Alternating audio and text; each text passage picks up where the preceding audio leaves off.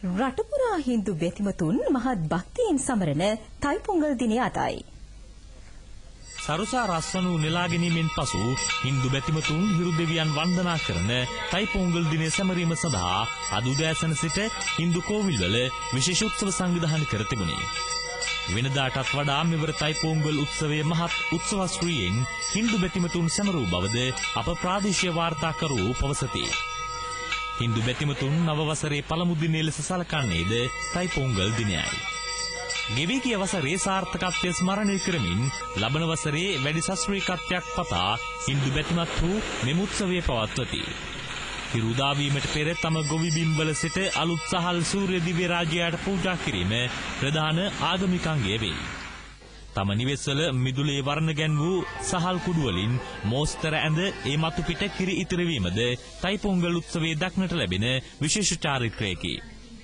මකර සංක්‍රාන්තිය හා සූර්ය පොංගල් යන නම් වලින්ද තයිපොංගල් උත්සවය හඳුන්වනු ලබයි. දිවයිනේ විවිධ ප්‍රදේශවල හින්දු භක්තිකයන් තයිපොංගල් උත්සවය වර්ණවත් ලෙස සැමරූ බව අප වාර්තාකරුවෝ පවසති. වතුකරේ ජනතාවද සියලු චාරිත්‍ර ඉටු කරමින් තයිපොංගල් උත්සවය සැමරූහ. ත්‍රස්තවාදී ග්‍රහණයෙන් නිදහස් වූ නැගෙනහිර ජනතාවද උදාවන නව වසර වෙනුවෙන් තයිපොංගල් උත්සවය උත්කර්ෂවත් ලෙස සැමරූහ.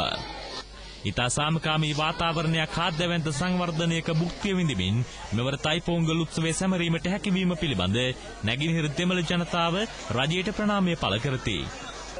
උදාවන වසරේ සිය කෙත්බිම් සරු කරමින් ජාතික සංවර්ධනයට සිය ශාස්ත්‍රීය දායකත්වය ලබා දීම ඔවුන්ගේ ඒකායන අපේක්ෂාව වී තිබේ.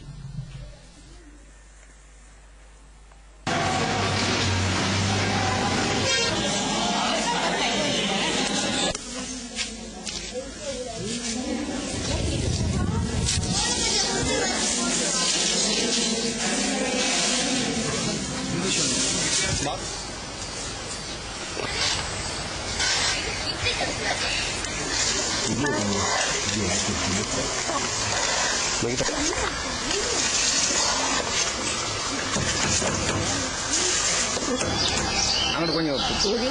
Ah, beliau. Dia tinggi dong.